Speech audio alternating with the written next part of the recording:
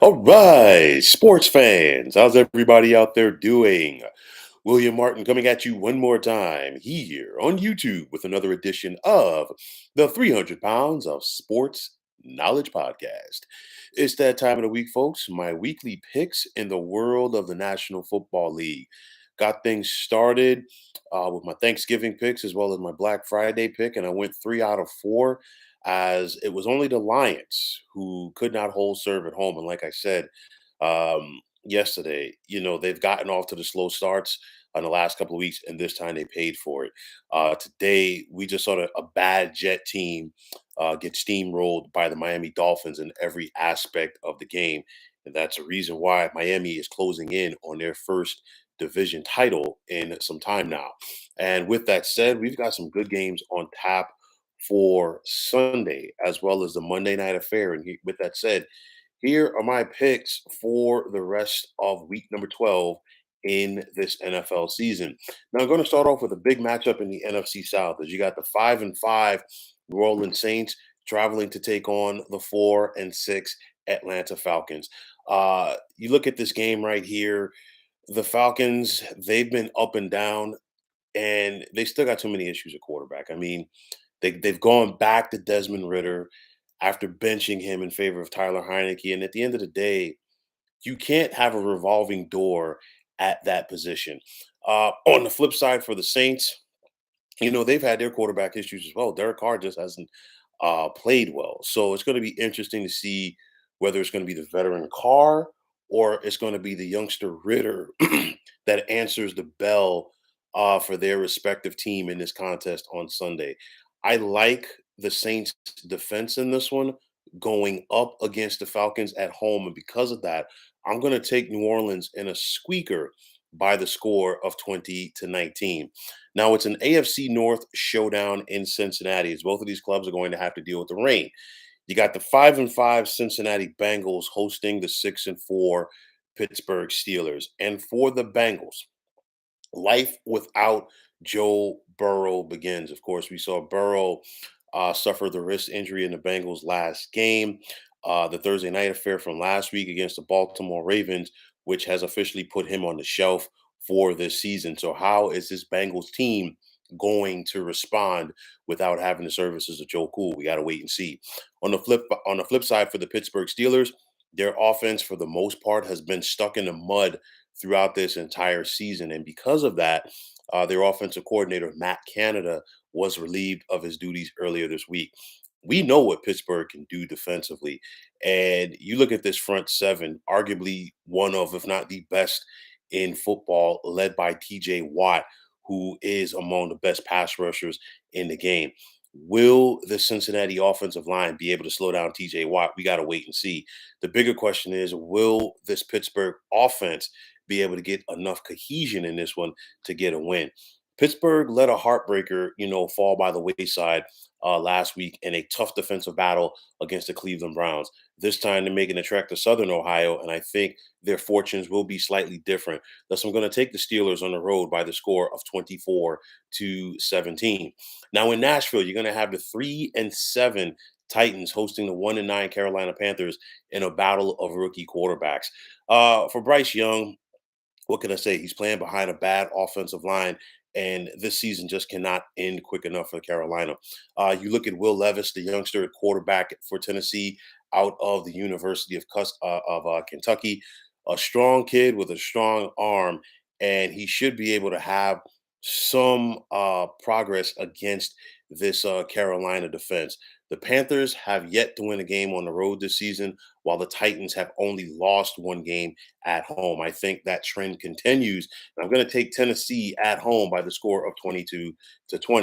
Now you got the 5-5 Indianapolis Colts hosting the 4-6 Tampa Bay Buccaneers. And for the Colts, they're looking to hang around in this AFC South picture. Gardner Minshew, like I've always said, he's a quarterback that can throw you into a game, but he's also a quarterback that can throw you out of a game. But to me, he plays better at home than he does on the road. For the Bucks, it's kind of a similar situation with their quarterback Baker Mayfield.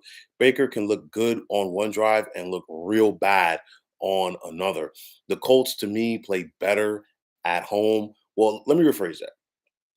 because they're only 1-4 at home this season. But it's one of those where I think coming down the stretch, I do believe that they will play better at home, and because of that, I'm going to take Indianapolis by the score of 27-24. Now, this one at MetLife on Sunday will not be for the faint of heart, as you got the 2-8 New England Patriots stumbling into town to take on the 3-8 New York Giants. The loser of this game could be the ultimate winner because they'll have the inside track, or have a better chance rather, to get that first overall pick and presumably take quarterback Caleb Williams. So the Giants won last week. They beat Washington and they went from number 2 to number 5 in the draft order. And that win also moved up the New England Patriots to number 2. You look at both of these teams right here. Both of them are struggling on offense immensely this year. But one of the kickers is Bill Belichick, the Patriots veteran head coach, has a history in regards to making life tough for young opposing quarterbacks, and which means that Tommy DeVito, the undrafted rookie for the Giants, could have his struggles in this contest against his Patriots defense, especially a Patriots defense that is coming off of their bye week. The problem for Bill Belichick is his young quarterback and Mac Jones is not that much better. And with what we've seen in recent weeks from the Giants, their defense is starting to get some confidence. Their defense is starting to play better under Wink Martindale. And as much as I want to talk about Belichick's defense, Wink Martindale is another guy, a veteran play caller on defense that knows how to make life tough for opposing young quarterbacks. Will the bye week help the Patriots? We got to wait and see. Now, you got a scenario here where New England's 1-3 on the road, while the Giants are just 1-3 at home. The Patriots are favored in this contest by 3.5. The over under is 33.5. I'm going with the under on that, but I'm going to take the Giants to hold serve at home by the score of 16-13. Now, the big one in the AFC South is you got the 7-3 Jacksonville Jaguars traveling to take on the 6-4 Houston Texans. Both of these teams met earlier this season in Jacksonville, and it was the Texans that literally just beat the brakes off of the Jaguars and served notice in the process to say, "Hey, we're here." And in serving notice, their young quarterback, the rookie CJ Stroud, is showing that he is the real deal. But in the last couple of games, Stroud has been forcing the ball. Stroud has been throwing more interceptions. Will this Jaguars defense be able to take advantage of that? Trevor Lawrence is continuing to grow in this offense under head coach Doug Peterson. But I think the keys for Jacksonville, if they're going to go out there um, on the road and get the victory, they got to have balance on offense. They have to protect the football. And then on top of that, they've got to find a way to make life tough for the youngster at quarterback in CJ Stroud. I think this one has the makings to be the best or one of the best games from this Sunday slate of games. But when it's all said and done, I'm going to take Jacksonville on the road by the score of 30-27. Now you got the 5-5 Denver Broncos hosting the 7-3 Cleveland Browns. And for Cleveland, last week was big for them. They got the win at home over the Steelers with rookie quarterback Durian Thompson Robinson. They relied on their defense, and this is how the Browns are going to have to play going forward. But it's been a tale of two seasons for the Denver Broncos as well.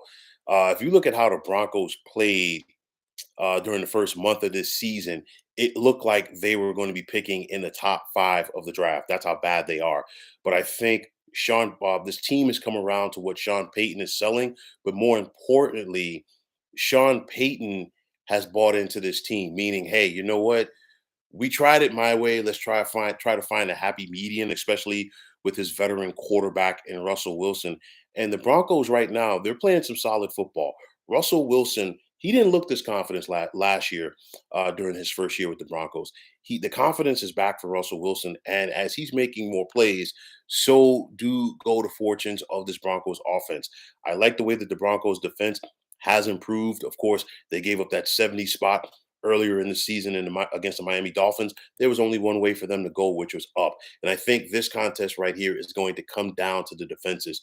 Which one will be able to be more stingy and which one will be able to force those key turnovers? I give Denver the edge at home. And because of that, I'm going to take the Broncos by the score of 20 to 17.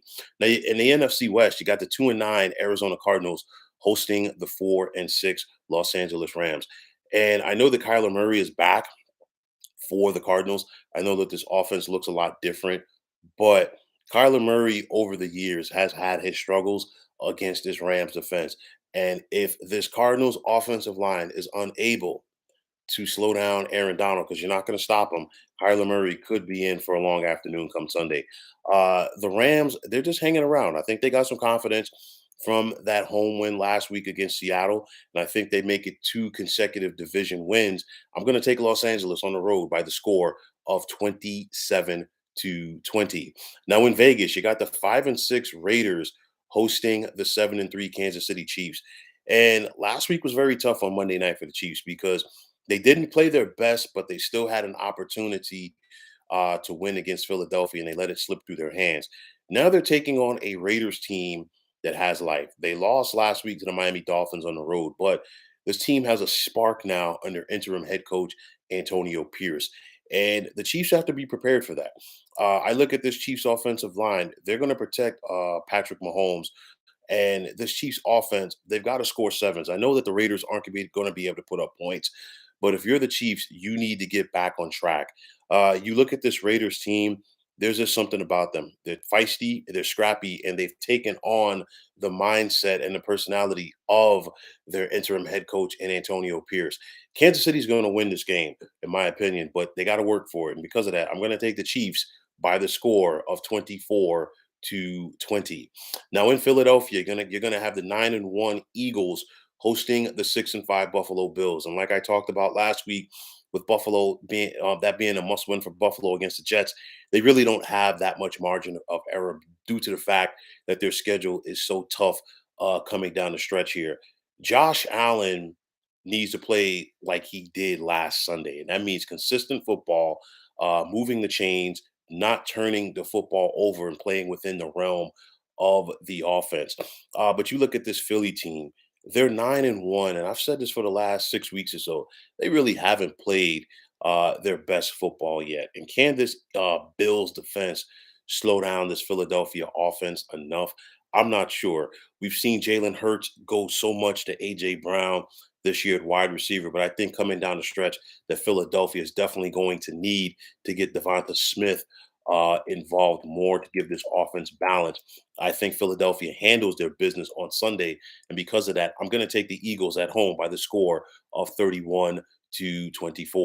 Now on Sunday night out in Inglewood, you're going to have the 4-6 Los Angeles Chargers hosting the 8-3 Baltimore Ravens. And for the Chargers, it's the same old song. They consistently find ways to lose games. Whereas the Ravens, they've been dealing with injuries once again, but Lamar Jackson, a quarterback, is playing like an MVP candidate, and you have a very stingy defense. The Chargers, they're going to continue to be the Chargers. And I say that because they're going to look good and they're going to show flashes and they're going to do everything but win the game. And I think that trend continues on Sunday as I'm going to take Baltimore by the score of 34-27. And finally on Monday night, it's an NFC North battle as you got the 3-8 Chicago Bears traveling to take on the 6-5 Minnesota Vikings. Don't look now, but the Vikings have really gotten it going. Josh Dobbs is making a believer out of a lot of people at quarterback. And this Vikings team, you know what? Believe it or not, they're in this thing. They started off so slow. They've gotten it going. And, this is the best that I've seen them play all season long. On the flip side for the Bears, they lost a heartbreaker last week, courtesy of the Detroit Lions. But there was some cohesion back. There was some confidence back with Justin Fields back at quarterback. Will the Bears be able to build off of the Fields game last week? We got to wait and see. I think the Chicago Bears team is going to be feisty coming down the stretch, but it's not going to be enough on a Monday night to overcome the Vikings. Thus, I'm going to take Minnesota by the score of 23-17. So, folks, those are my picks for week number 12 in this NFL season. And as always, I want to take this time out to thank you for tuning into the 300 Pounds of Sports Knowledge podcast here on YouTube. I want to take this time out to thank all of you fine folks out there for tuning in. And if you have not already, please feel free to subscribe to this channel. Now, if you're on the X, formerly known as Twitter, please feel free to follow me at 300 Pounds of Sports. And like I always say, if you follow me, it'll be my pleasure to follow you right back. There's also the sports discussion group on Facebook at the Sports Depot 365 that you can check it out. Drop a line and be a part of one of the better sports debating sites going on social media. TFX, what's going on? Yeah, I'll tell you like this with the Jets, and I'm not even trying to like bash the Jets, but only the Jets could have a scenario where you know what? You throw a Hail Mary at halftime and the guy runs the length of the field through traffic and scores a touchdown. I'm not even going to say that sums up the 2023 New York Jets. That sums up the Jets, period. I mean, whether it's the fake spike, with Dan Marino, the butt fumble, you name it. These things continuously happen to the Jets. They are the Charlie Brown, and the rest of the NFL is Lucy. I mean that's the best way to sum it up. Um, for the Dolphins, on the flip side, you know what? Obviously, they're hopeful that the Jalen Phillips injury isn't as bad as what it looks like it was. I mean, the MetLife turf looks like it got somebody else again. But nonetheless, the Jets, I mean, they were doomed from the word go. Okay, I mean, they've tried to piece it together, in spite of the fact that of the Aaron Rodgers injury, it hasn't worked out. I talked about the benching of Zach Wilson earlier this week, and at the end of the day, it was one of those where the Jets have 3 consecutive home games, including this one.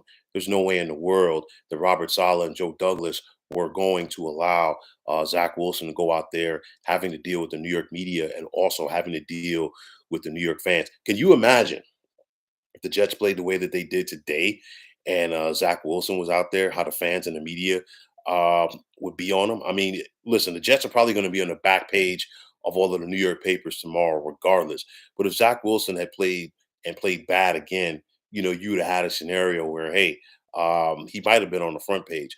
But at the end of the day, like I said earlier this week, the Jets have nobody to blame for this but themselves because putting Zach Wilson back out there is like the equivalent of reshuffling the deck chairs on the Titanic. We know what Zach Wilson is, and we know what he's not. And like I said at this point last year, the Jets needed to cut bait with him. They brought him back under the mindset that, hey, Aaron Rodgers will tutor this young man, and hopefully we can get something out of him going forward. Nobody expected to happen what happened in week number 1, but it did happen, and unfortunately, the Jets are stuck with it.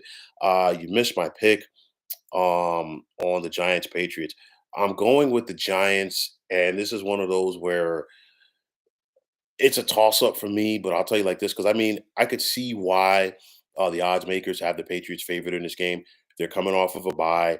Also, Bill Belichick has a history of making life tough for young opposing quarterbacks, which he's done.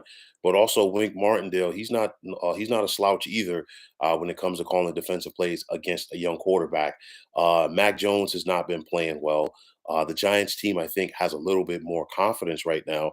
The bye week should help the Patriots, yes, but it's one of those where I think this contest on Sunday between the Giants and Patriots can resemble what we saw from the Giants Jets a couple of weeks ago at MetLife. Somebody's going to win this game by accident. Not You have 2 teams out there that aren't that good, 2 offenses that aren't that good. I think this game could be decided by a special teams play or a defensive turnover and possibly a defensive score. The first team to 10, most times I say the first team to 20. The first team to 10 might win this game. That's how bad I think it's going to be. And then, like getting back to the Jets, you think that Hackett is an issue. Sean Payton was right, but double A Rod won't let them fix it. I'll tell you like this: they're going to keep Hackett around. because the thing is like they got to keep Aaron Rodgers happy. It's one of those where the Jets the Jets really ain't in control of this situation because the thing is, if you make that dude mad, forget about it. And if you're the Jets, you've invested so much in getting him. Obviously, your whole focus was this year. Now you have to, change that strategy and now starting to focus on 2024. But the bottom line is, A Rod's got to rehab and come back, and more than likely he should be back. But nonetheless, you got to keep that man happy. So at the end of the day, the Jets are stuck with Nathaniel Hackett. I think what might not happen, you might not see all of Aaron Rodgers' buddies on offense back next season, a la Randall Cobb. I think that aspect of it might change. But at the end of the day, it is what it is. So TFX, I'm hopeful like you to sit down and really enjoy these contests this weekend and definitely have some more to talk about. But I think we got some good football on tap, some good football on today, college wise as well. But it's a fun filled sports weekend this time of the holiday year. But nonetheless, this is William Martin signing off here on the 300 Pounds of Sports Knowledge podcast on YouTube. As always, thank all of you for your support, and I definitely appreciate it. Like I always say, if you're on the X, formerly known as Twitter, please feel free to follow me at 300 Pounds of Sports. And like I always say, if you follow me, it'd be my pleasure to follow you right back. There's also the sports discussion group on Facebook at the Sports Depot 365. You can check it out, drop a line, be a part of one of the better sports debating sites going on social media. And if you haven't already, please feel free to like and subscribe to this channel. So once again, fine folks, my name is William Martin, signing off, saying take care and have yourselves a wonderful day.